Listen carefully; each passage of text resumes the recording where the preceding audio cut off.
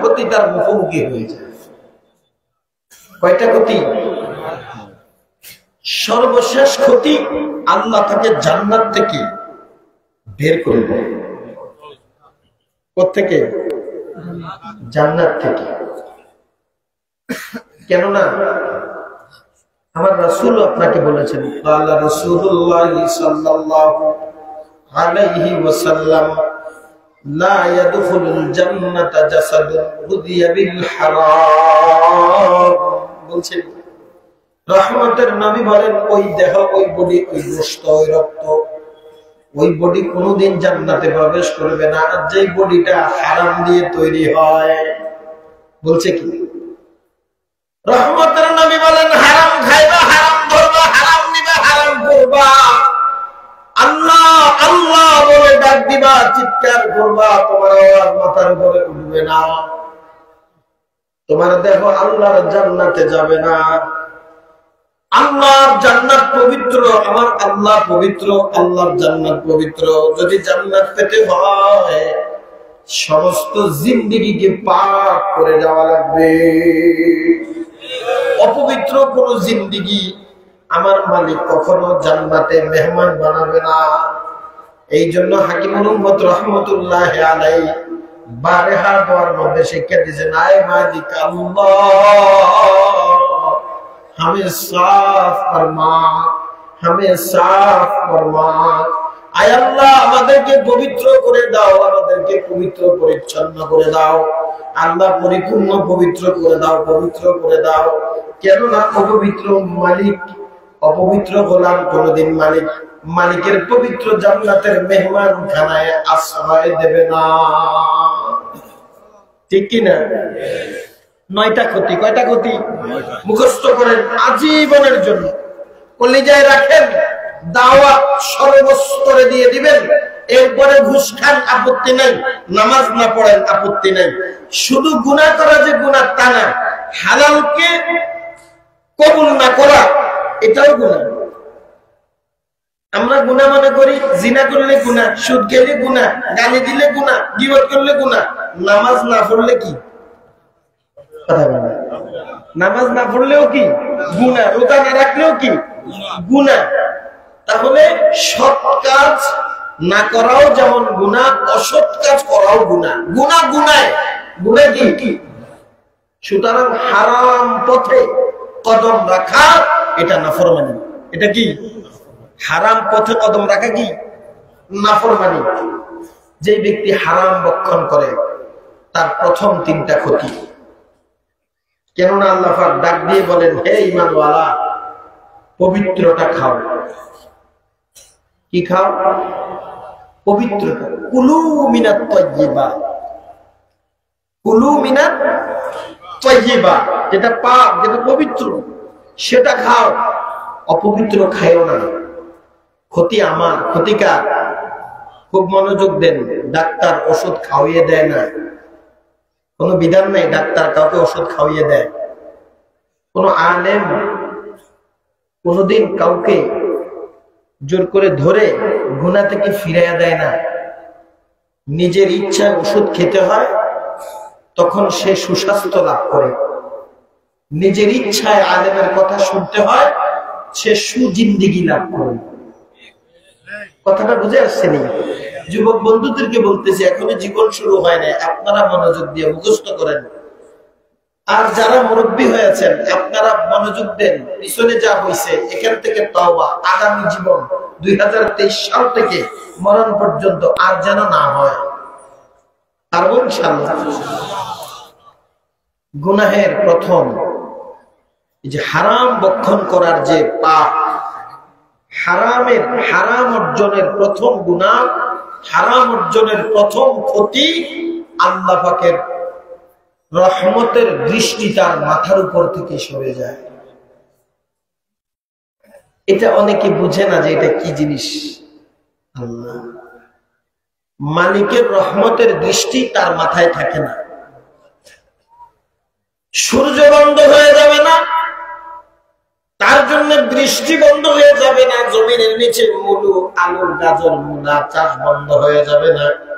সমুদ্রের মাছ বন্ধ হয়ে যাবে না। সমস্ত সুবিধা জমিনের তার জন্য থাকবে, কিন্তু তার মাথায় আল্লাহর রহমতের নজর আর রহমতের হাতছানি থাকবে না। আল্লাহর রহমতের নজর থেকে যে বঞ্চিত হয়ে যাবে হারাম বক্ষণের কারণে, হারাম পথে জীবন চালনার কারণে, তার জীবন থেকে আল্লাহর রহমতের ছায়া সরে যাবে। কেন বলে তখন জীবনটা কেমন হবে? বন্ধুরে, ফেরাউনও তো একজন ছিল যার জীবনটা ছিল হারামের উপর। কিসের উপর বলেন? হালাল সে গ্রহণ করে নাই, হারাম ছাড়ে নাই, হারামের উপরে তার জীবন ছিল অটল। ফেরাউনের জীবন সেও দুনিয়া বক্ষণ করেছেন। আবু বকর সিদ্দিক রাদিয়াল্লাহু আনহুর জীবন তিনিও জীবন যাপন করেছেন। নমরুদের জীবন আর সাইয়েদনা ওমর ফারুক রাদিয়াল্লাহু আনহুর জীবন ঠিক না বেঠিক? আবু জাহেলের জীবন উসমান গনি রাদিয়াল্লাহু আনহুর জীবন সাদ্দাত, কারুন, আবু লাহাব, উতবা, শাইবা তাদের জীবন তারাও খেয়েছেন, ঘুমিয়েছেন, বিবাহ করেছেন, সন্তান হয়েছে। তারাও জমিন থেকে ফায়দা নিয়েছে, আসমান থেকে ফায়দা নিয়েছে, সূর্য পেয়েছে, চাঁদ পেয়েছে, বর্ষা পেয়েছে, রিজিক আহার পেয়েছে। বন্ধু, আর যারা জমিনে আল্লাহর প্রিয় গোলাম, তারাও আল্লাহ পাকের জমিনের সুবিধা পেয়েছে, আসমানের সুবিধা পেয়েছে। দুই দলের মধ্যে পার্থক্য আছে না নাই? যদি আল্লাহর রহমতের ছায়ার নজর যদি কারো উপরে থাকে, সে জীবন হবে আল্লাহর কাছে পছন্দের জীবন, সেই জীবন হবে আল্লাহর কাছে মহব্বতের জীবন। বন্ধুরে, হারাম পথে যার জীবন গড়ে উঠবে, হালাল প্রত্যাখ্যানে যার জীবন গড়ে উঠবে, প্রথম নম্বর ক্ষতি, আল্লাহর রহমতের নজর থেকে ওই আল্লাহর গোলাম বঞ্চিত হয়ে যাবে। বাজবা অমুসলিমদের মতো, বাজবা জালিমদের মতো, বাজবা অত্যাচারীদের মতো জীবন পাইবা, তবে আল্লাহওয়ালাদের জীবন না, সুবহানাল্লাহ, রহমতওয়ালা জীবন না, আল্লাহর রহমতের নজর মাথায় এই জীবন না। সুতরাং প্রথম ক্ষতি, তার জিন্দগির বড় ক্ষতি, তার মাথার উপর থেকে আল্লাহর রহমতের নজর সরে যায়। বলেন কি বলছি? তার মাথার উপর থেকে কি সরে যায়? আল্লাহর রহমতের নজর সরে যায়। এক নাম্বার ক্ষতি। দুই নাম্বার ক্ষতি হলো, জমিনে যত আল্লাহ ওয়ালা বুজুর্গানে দ্বীনরা রয়েছেন, যাদের সাথে আল্লাহর সম্পর্ক, যারা আল্লাহর, যারা কার, তারা কোনোদিন তাদের জন্য একা দোয়া করে না। তারা যখনই হাতটা তোলে সমগ্র মুসলমানের জন্য, ঈমানওয়ালাদের জন্য, হালাল ভক্ষণকারীদের জন্য, আমলওয়ালাদের জন্য, দ্বীনদারের জন্য, ঈমানদারের জন্য তারা দোয়া করতে থাকে। ঠিক কিনা? দুই নম্বর ক্ষতি, যার মাথার মধ্যে আল্লাহর রহমতের ছায়া বঞ্চিত হয়ে যাবে, জমিনে সে আল্লাহর কোন বুজুর্গ, আল্লাহওয়ালার দোয়ায় সে কোনো অংশ পাবে না। সে কোন বুজুর্গানে দ্বীনের দোয়ায়, কোন আল্লাহর ওলির দোয়ায় সে আর অংশ পাবে না। আল্লাহওয়ালাদের দোয়া থেকে সে বঞ্চিত হয়ে যাবে। দেখেন, জীবন চলতেছে হারাম পথে। প্রথম ক্ষতি, আল্লাহর রহমতের নজর তার মাথায় নাই। দুই নম্বর ক্ষতি, আল্লাহওয়ালাদের দোয়ায় তার কোনো অংশ নেই। যারা আল্লাহওয়ালা তারা কোনোদিন ঈমানওয়ালারে ভুলে না। আমি আর আপনি অলসতার সাথে ঘুমাই, বহু আল্লাহওয়ালা আছেন যারা রাতকে রাত জেগে মালিকের দুয়ারে সেজদা লাগায়, কান্নাকাটি লাগায় আর দোয়া করতে থাকে। আমার আর আপনার জন্য দোয়া করতে। রহমতের নবী জান্নাতে গেলেন, পরিদর্শন করলেন, জাহান্নাম পরিদর্শন করলেন, আল্লাহর সাথে সাক্ষাৎ করলেন। সশরীরে মেরাজ, পর্দা ছাড়া আল্লাহর সাথে সাক্ষাৎ, এটা আহলে সুন্নাত ওয়াল জামায়াতের একদম ফতোয়া। সশরীরে মেরাজ এবং পর্দা ছাড়া আল্লাহর সাথে নবীজি বন্ধুসুর যে সাক্ষাৎ ছিল, ওটার মধ্যে কোনো পর্দা ছিল না। এরকম একান্ত প্রেমালাপের মধ্যে আল্লাহ যখন রহমতের নবীকে পায়া জনম জনমের 3টা সনদ দিলেন, হে নবী আপনার হৃদয়ের জন্য শান্তি বরাদ্দ দিয়ে দিলাম, আপনার দেহের জন্য রহমত বরাদ্দ দিয়ে দিলাম, আপনার চতুর্দিকের জন্য আপনার অর্থ সম্পদের জন্য বরকতের বরাদ্দ দিয়ে দিলাম। 3টা বরাদ্দ যখন রহমতের নবী পেয়ে গেলেন, আমি আল্লাহ যতদিন, ওগো আমার বন্ধু আপনিও ততদিন এই 3টা সুবিধা পেতেই থাকবেন, আমি আল্লাহ যতদিন থাকবো আপনিও 3টা সুবিধা ততদিন পেতে থাকবেন। একটা মুহূর্ত নবী অপেক্ষা করে নাই, সাথে সাথে ছুড়ে দিলেন, ওগো আল্লাহ আসসালামু আলাইনা ওয়া আলা ইবাদিল্লাহিস সালিহিন। আল্লাহ এই সুবিধাটা আমার নেককার গোলামরেও দেন না। কাকে কাকে? ইবাদ as-সালিহ, ইবাদ as-সালিহিন, আমার নেককার গোলাম যারা, ওদের জন্য এই বরাদ্দটা দিয়ে দেন না আল্লাহ। আল্লাহ শুধু আমাকে না, আমার নেককার উম্মত যারা, ওদের জন্য এই বরাদ্দটা দিয়ে দেন। আল্লাহ সাথে সাথে একটা মুহূর্ত, বন্ধুর আওয়াজ, একটা মুহূর্ত আল্লাহ পাক সময় নেন নাই, সাথে সাথে বললেন, ইয়া রাসূলুল্লাহ, ও বন্ধু, দোস্ত, দিলাম দিলাম। এখন দিলাম যে নেককার গোলাম কারা? নেককার গোলাম কারা?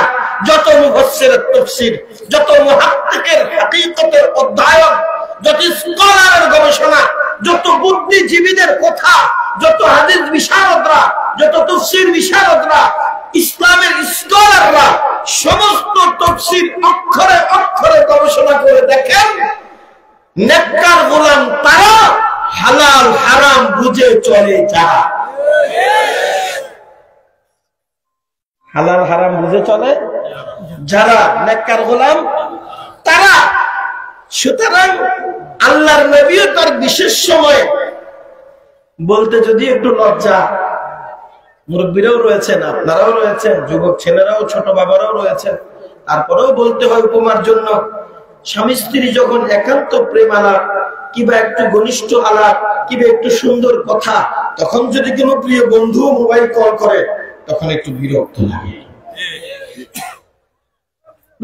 সময় হইল না ফোন দেওয়া, কথা ঠিক কি? অথচ আল্লাহর সাথে আল্লাহর হাবিবের কথা চলতেছে, কত গভীর বলেন তো, কত গভীর মহাব্বত। যাকে পাওয়ার জন্য এত সব, তাকে আজকে সামনে পেয়ে গেছে। যাকে পাওয়ার জন্য জিন্দেগি বিসর্জন দিয়ে দিলাম, যাকে পাওয়ার জন্য সব ছেড়ে দিলাম দুনিয়া, আজকে তাকে পেয়ে গেছি। এর থেকে বড় পাওয়া পৃথিবীতে, এর থেকে বড় সাদের মুহূর্ত কি আছে?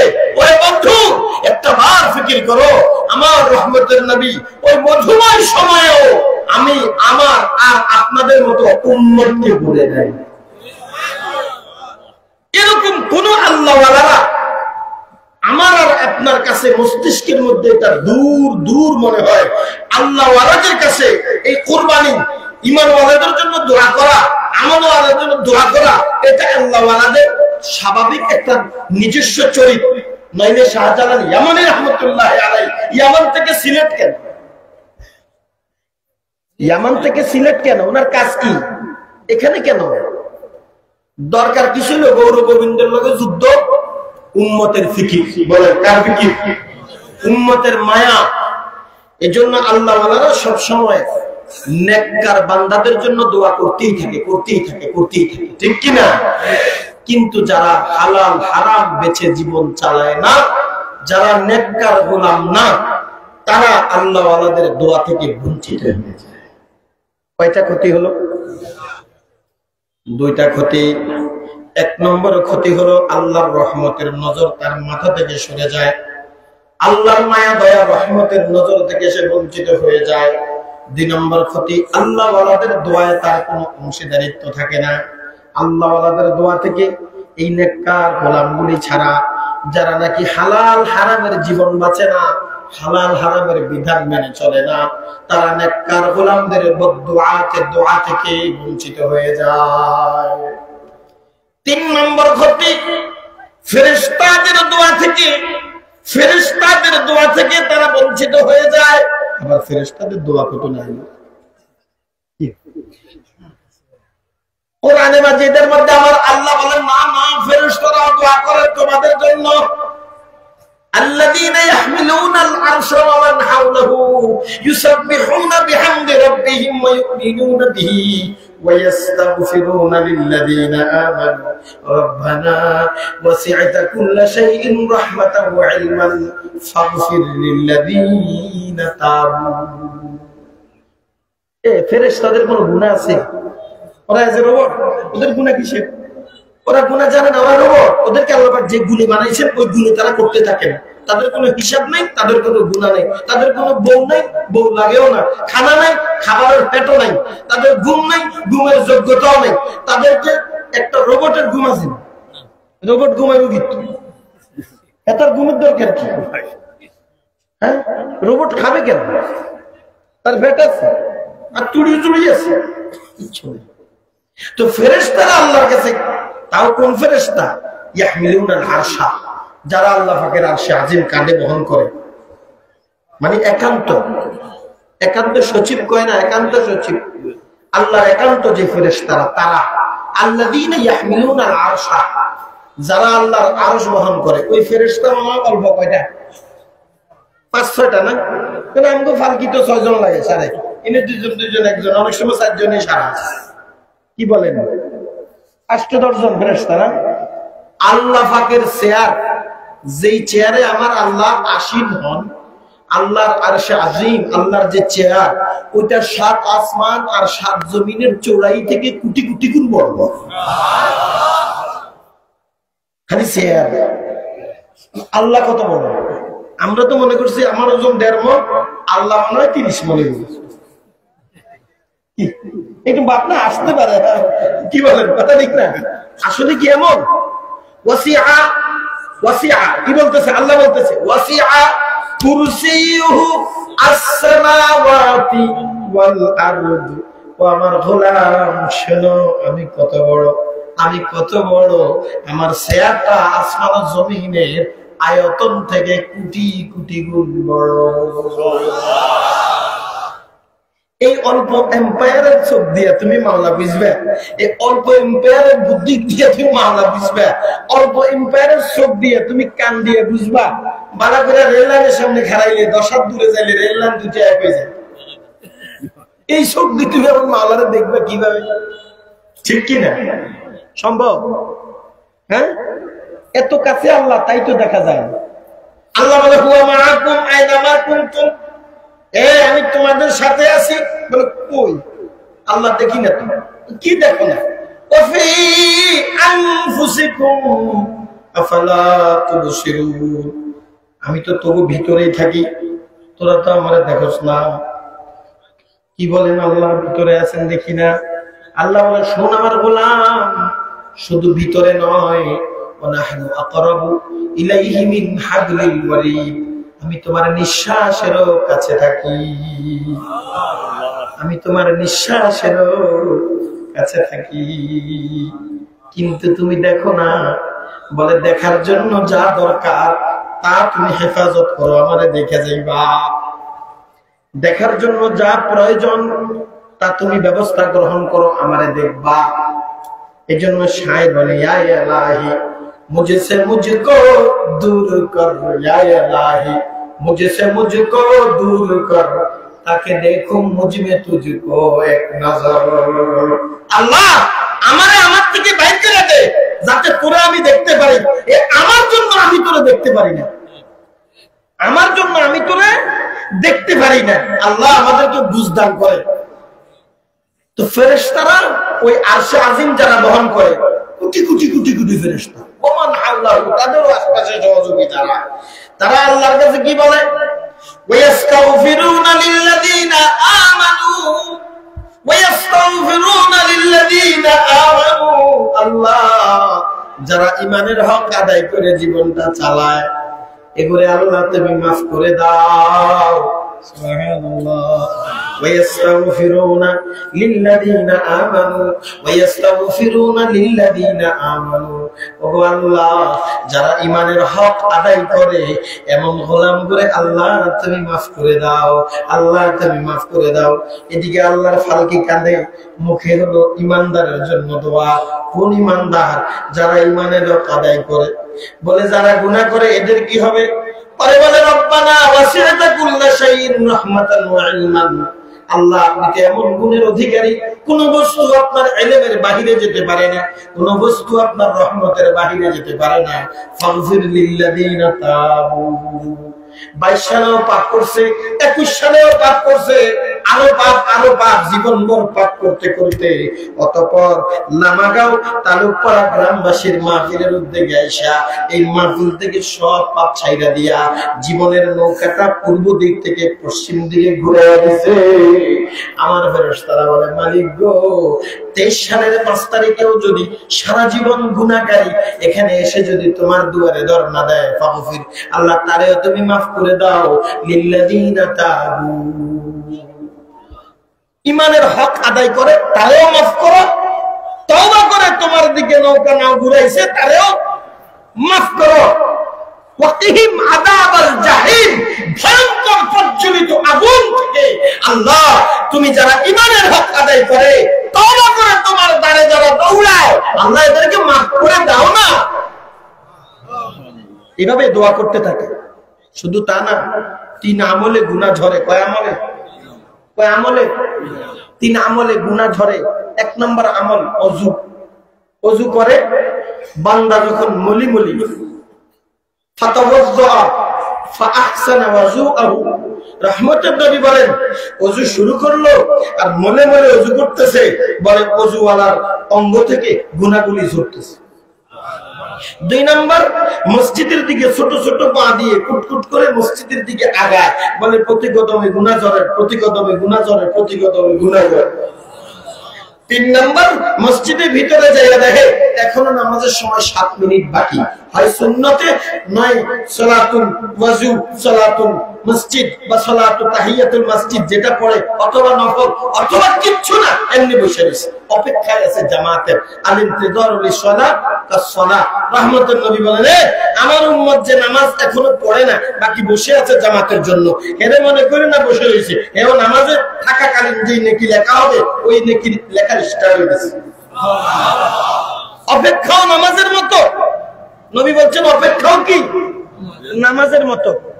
তো এই 3 গুনাহ কেন ঝরে, এই কথাটা তাফসীরকারকরা, ব্যাখ্যাবিদরা বলেন, যখনই কোনো গুনাহ ওযু করে তার পিছনে একটা ফেরেশতা লেগে যায়, আঙ্গুল ইশারা করে করে বলে, আল্লাহুম্মা গফিরহু আল্লাহুম্মা আরহামহু।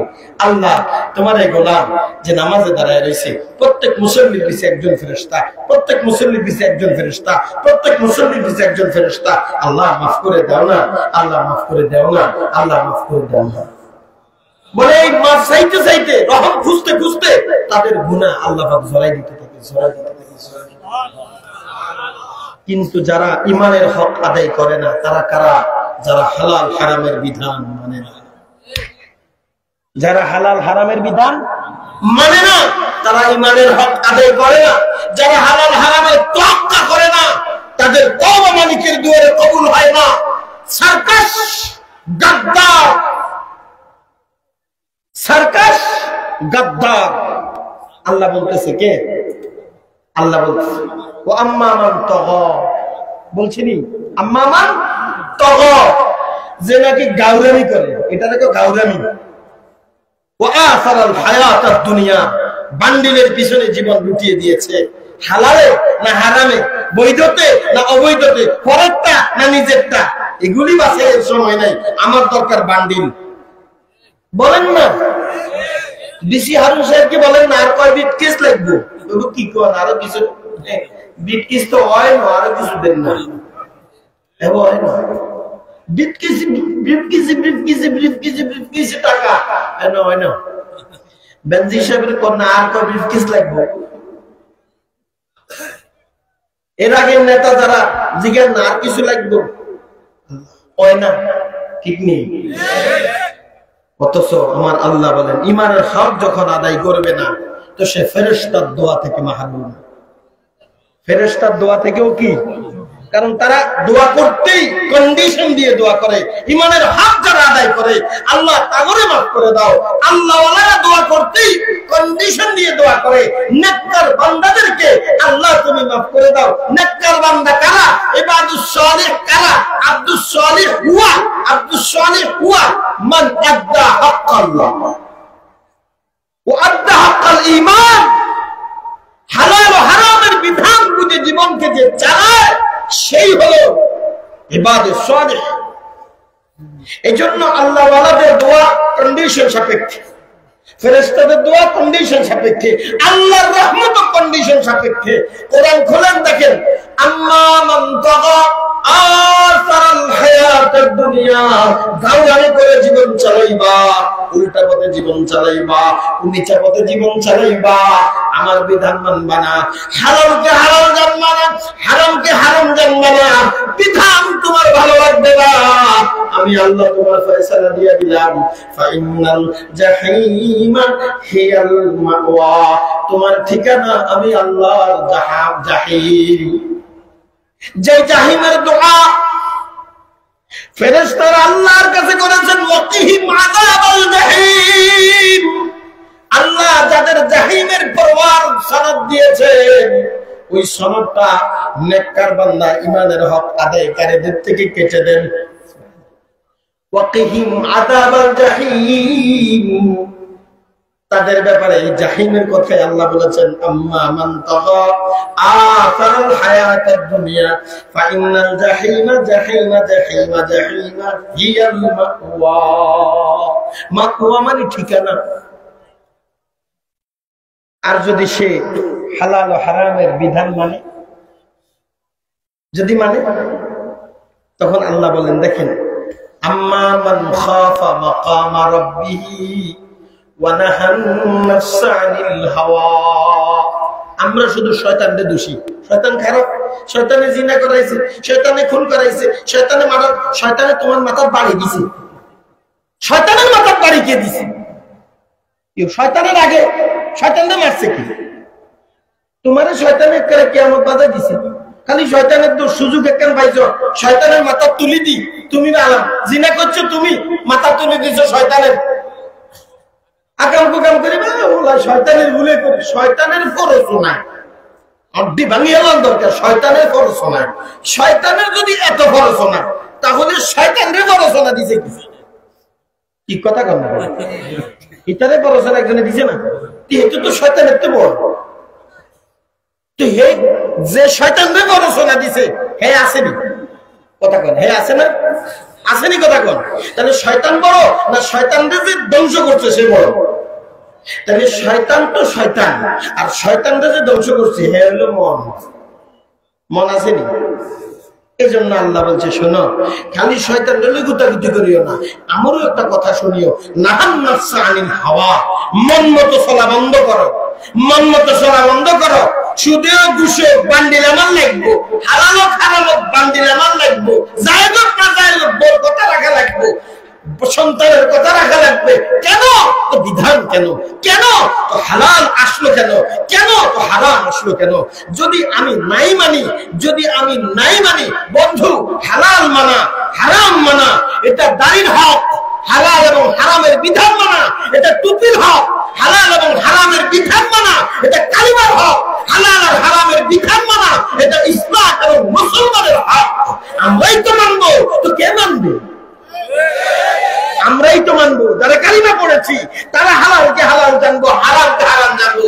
এটা ইমানের হক, এটা কালিমার হক, এটা কোরআনের হক, এটা রহমতুল নবীর হক, সাহাবায়ে কেরামের হক, আল্লাহ ওয়ালাদের হক, এটা কালিমার হক, এটা প্রত্যেক মুসলমানের ইমানের দাবি। আল্লাহ পাক আমাদেরকে বুঝদান করে। তাহলে তিনটা ক্ষতি হলো, কয়টা ক্ষতি? এক নম্বরে আল্লাহর রহমতের নজর থেকে বঞ্চিত, ছোট ক্ষতি না বড় ক্ষতি? দুই নম্বরে আল্লাহ ওয়ালাদের দোয়া থেকে বঞ্চিত, বড় ক্ষতি না ছোট ক্ষতি? তিন নম্বরে ফেরেশতাদের দোয়া থেকে বঞ্চিত। এই তিনটা ক্ষতি যখন কারো মাথায় চেপে যায়, তার উপরে আরো তিনটা ক্ষতি লাজেম আসে। এক নম্বর ক্ষতি, তিনটা বাতি নিভে যায়। তিনের প্রথম বাতি তার হৃদয়ের বাতি নিভে যায়। ইন্না লিল্লাহি, কি নিভে যায়? অন্তরের বাতি। ওই যে বললাম, লা তুদরিকুল আবসার ওয়া হুয়া ইউদরিকুল আবসার ওয়া হুয়াল লাতীফুল খাবীর। হ্যাঁ, আল্লাহ বলেন আমার গোলাম চর্মচক্ষু দিয়ে আমাকে দেখা যাবে না, এই চর্মচক্ষু দিয়ে আমাকে দেখা যাবে না, দেখা যাবে না, দেখা যাবে না। আমাকে দেখতে হলে আমি আরেকটা চক্ষু দিয়েছি, যে চক্ষুটা বড় আলোওয়ালা চোখ, ওই চক্ষুকে বলে অন্তরের চোখ। কোন ব্যক্তি যদি পাহাড়ে জন্মগ্রহণ করে, কোন আলেম, কোন দাঈ, কোন মুবাল্লিগ, কোন মুফাসসির, কোন মুসলমান তাকে দাওয়াত জীবনে দেয় নাই, সে ইসলামের দাওয়াতও কোনোদিন পায় নাই, এই অবস্থায় সে জন্ম হইয়া বুড়া হইয়া মারা গেছে। তো ইসলামের ফতোয়ায় www.ifa.com ইসলামী ফিকহ একাডেমিতে মুসলিম পার্সোনাল বোর্ডের পার্সোনাল এশিয়া মহাদেশের মুসলিম পার্সোনাল বোর্ড হলো ইন্ডিয়া, এই ফতোয়াটা সেখানে গুরুত্বপূর্ণ অবস্থান নিয়েছে। সিদ্ধান্ত এসেছে কি জানেন? সাফ সিদ্ধান্ত। কোন সিদ্ধান্ত? বলে এই ব্যক্তি জান্নাতি না জাহান্নামী। বলে সে যদি আল্লাহর সাথে পথ পরিচিত লাভ করতে পারে সে জান্নাতি, অন্যথায় সে জাহান্নামী। বলে হায়, সে আল্লাহ কেমনে চিনবে? বলে আল্লাহ পাক এমন সব বিষয় তার মধ্যে দিয়ে দিয়েছে, এমন আলোকিত উজ্জ্বলময় চক্ষু তার হৃদয়ে দিয়েছে, সে খুঁজলেই আল্লাহকে পেয়ে যাবে, দাওয়াত লাগে না। এই জন্য হিন্দু ভাইদেরকে বলেন তবে আল্লাহ আছে, খ্রিস্টানকে বলেন আল্লাহ আছে, অমুসলিমকে বলেন আল্লাহ আছে, নাসারাকে বলেন আল্লাহ আছে, বলেনি? এই ব্যাপারে একমত, আল্লাহ আছে, ঠিক কিনা? তো হৃদয়ের চক্ষু নিভে যায়, যাকে বলে অন্তর চক্ষু। ইমাম মালিক রহমতুল্লাহ আলাইহি ক্লাসে বসা, ইমাম শাফি রহমতুল্লাহ আলাইহি প্রথম দিন ওনার ক্লাসে আসেন। ইমাম শাফি রহমতুল্লাহ আলাইহিকে চিনেন তো? জহিন ছাত্র, প্রথম দিন ক্লাসে আসে। যতক্ষণ উনি ক্লাস করছেন ইমাম শাফি রহমতুল্লাহ আলাইহির দিকে খালি তাকায় আছেন, তাকায় আছেন, তাকায় আছেন। যখন ক্লাস শেষ, ছেলেকে ডাকছি, ইয়া বুনাইয়া, এদিকে আসো, ইয়া বুনাইয়া এদিকে আসো।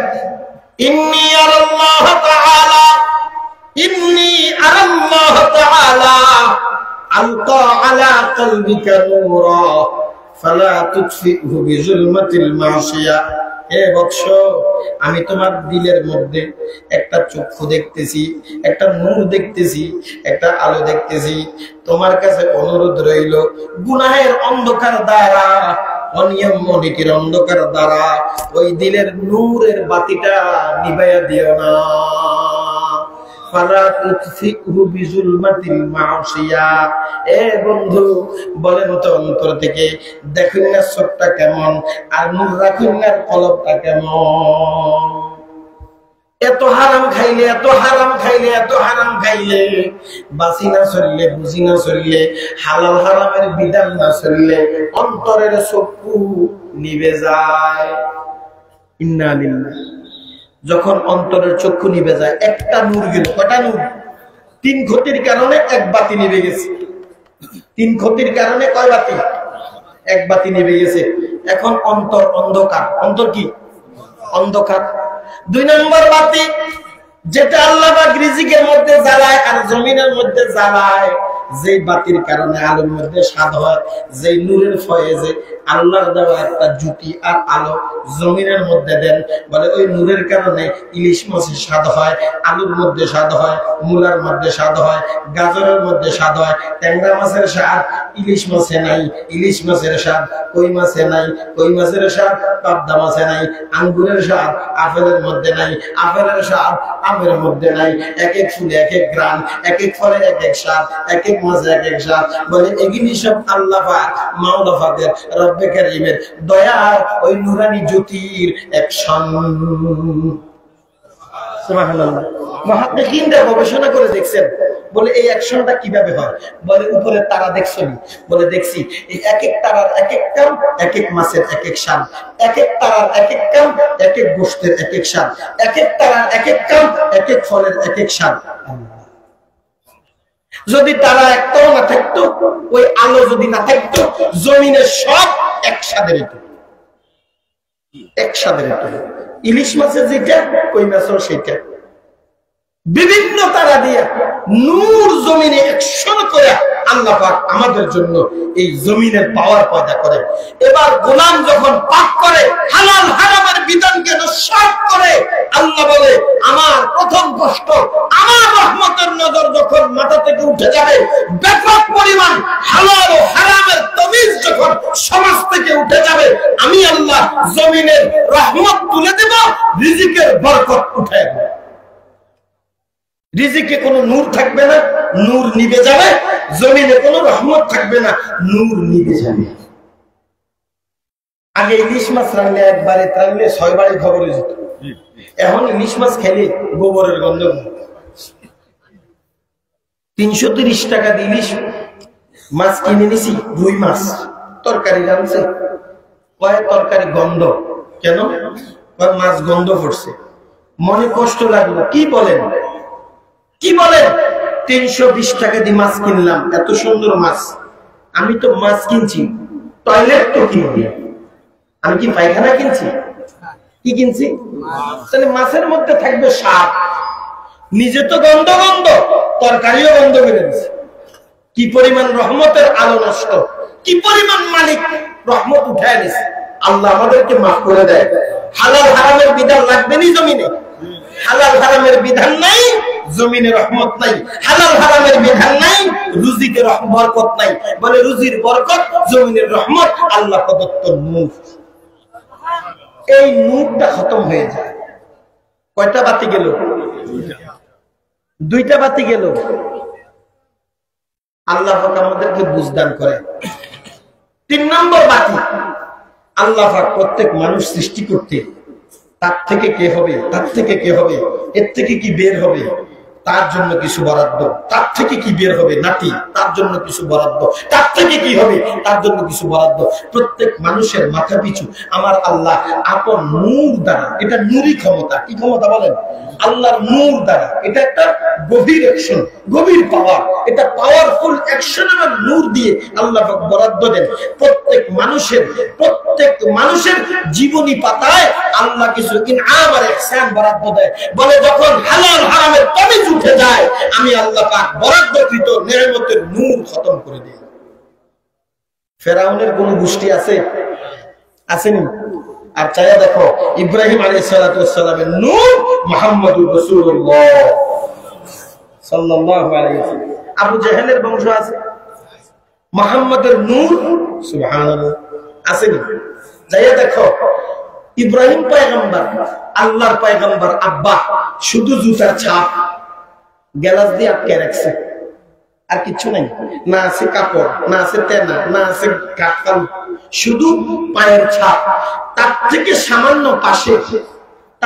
সামান্য পাশে আবু জাহেলের ঘর, তার সব আছে, খাট পালং স্মৃতি, ঠিক নেই। কিন্তু ইব্রাহিম আলাইহিস সালামের এখানে যাইয়া দেখি উস্কি দিয়ে কিচ্ছু নাই। নিচে দিয়ে যে খালি পায়ের ছাপ।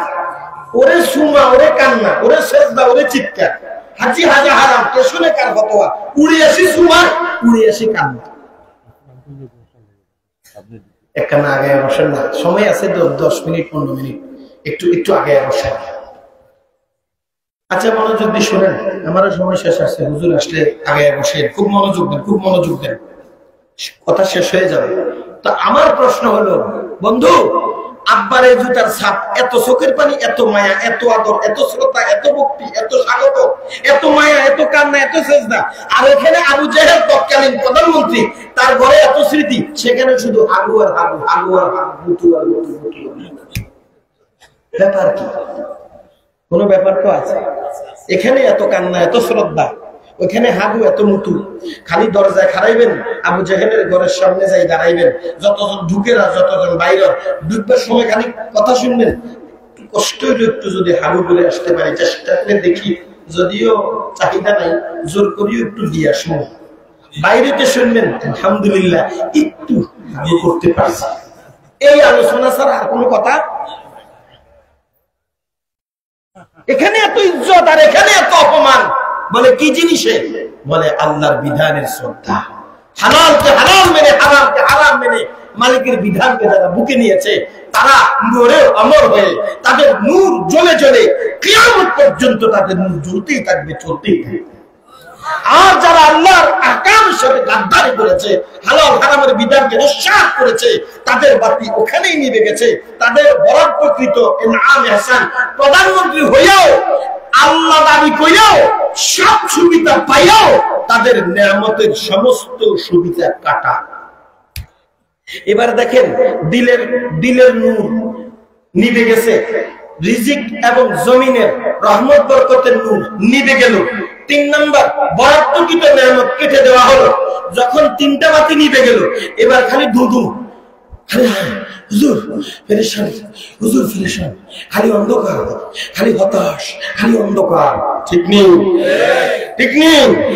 এত সুন্দর ঘর, এত সুন্দর বিবি, লাল সুন্দর বউ মাশাআল্লাহ, নরম কোরবানিশ মাশাআল্লাহ, নরম বিছানা মাশাআল্লাহ, একদম নরম অরিজিনাল তুলার বালিশ মাশাআল্লাহ, এসি সলের মাশাআল্লাহ, হিতার রাতে আগুন, এটার মাথায়ও গাম।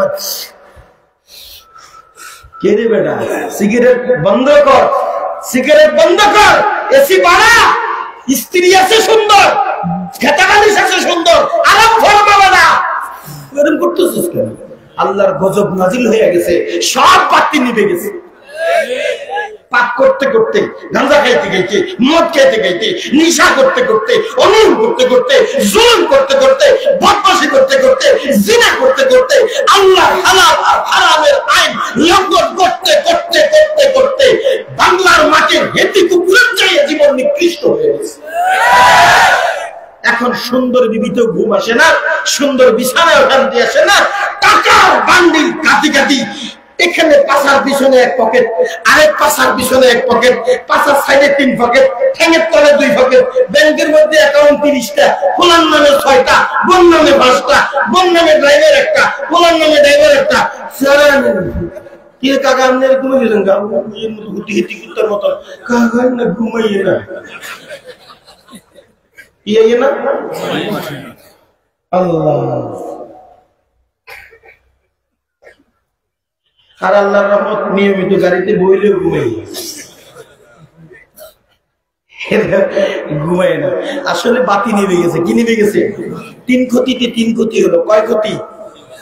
আল্লাহর হালাল ও হারামের বিধানকে অবজ্ঞা করার কারণে, না মানার কারণে আল্লাহর রহমতের নজর থেকে বঞ্চিত, ফেরেশতাদের দোয়া থেকে বঞ্চিত, আল্লাহ ওয়ালাদের দোয়া থেকে বঞ্চিত। 3 ক্ষতিতে 3 ক্ষতি। 1 বাতি নিভে গেল, দিলের বাতি। 2য় বাতি নিভে গেল, জমিনের রহমত আর রিজিকের বরকতের বাতি। 3য় নম্বর বাতি নিভে গেল কি? আহা, আল্লাহ প্রদত্ত যত ইনাম আর ইহসানের বরাদ্দ সব হয়ে গেছে আল্লাহ কাছে। যা, আর আমি তোরে দিতাম না। এই দ্বিতীয় 3 ক্ষতির কারণে 3য় 3 ক্ষতি। 1 নম্বর, আল্লাহর সাথে তার রিশতা কেটে যায়। কি কেটে যায়? কার সাথে? আল্লাহর সাথে তার রিশতা থাকে না। আল্লাহ তার সাথে সম্পর্ক কেটে দেয়, ইমানের সম্পর্ক, আত্মীয়ের সম্পর্ক কেটে দেয়। কি করে দেয় বলেন? আচ্ছা বলেন, একটা ঘুড়ি কয় আল্লাহর লোকের সম্পর্ক একটা সমস্যা কি? একটা ঘুড়ি যখন উড়ায়, একটা ঘুড়ি যখন উড়ে, দেখছেন নি আকাশে?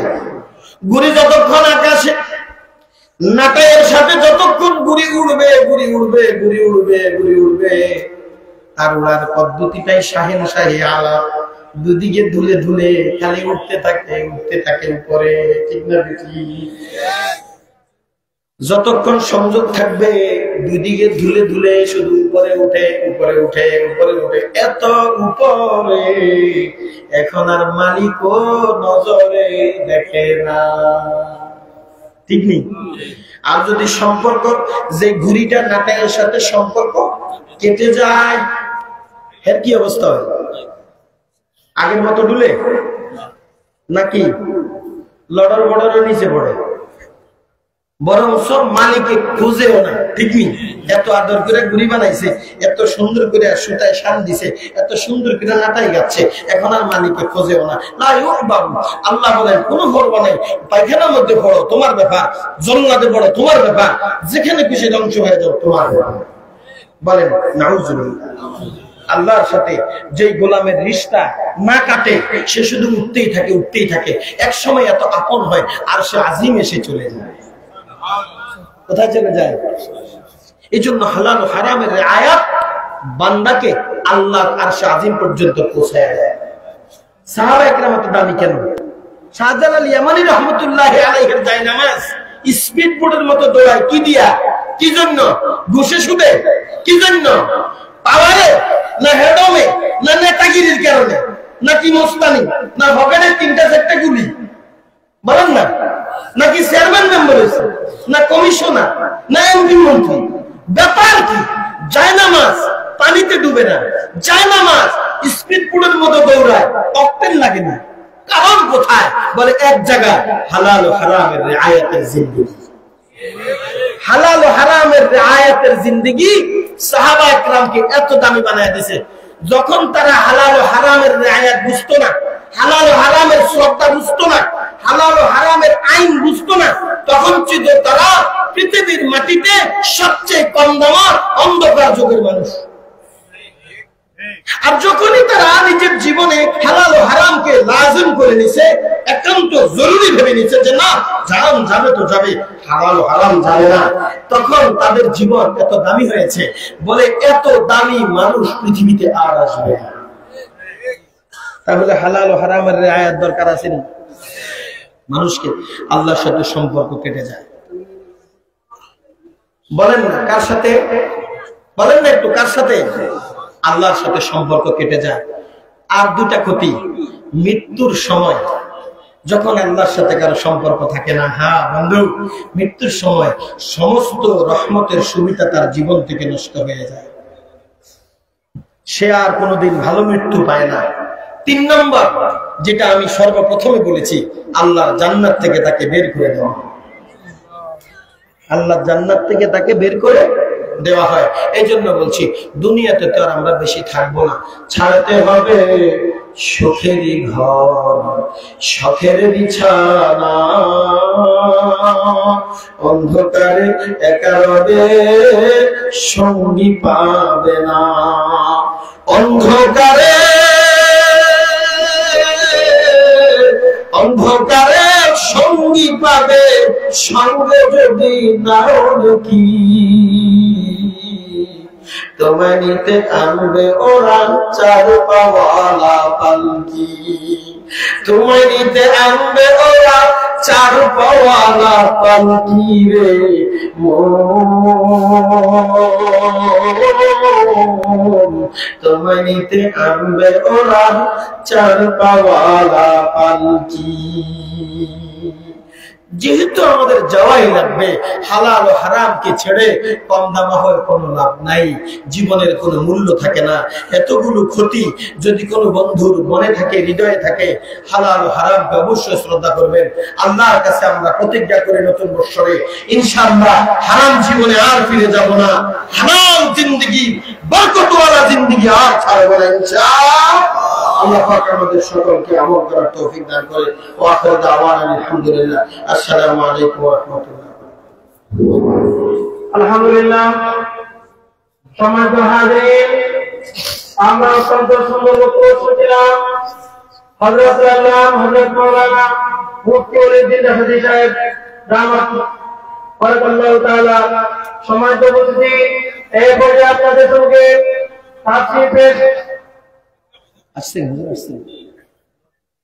এই পর্যায়ে আপনাদের সামনে আমাদের প্রধান মেহমান চলে আসছে।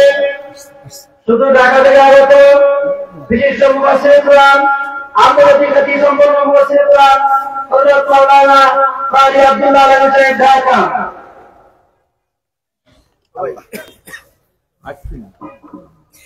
আসছেন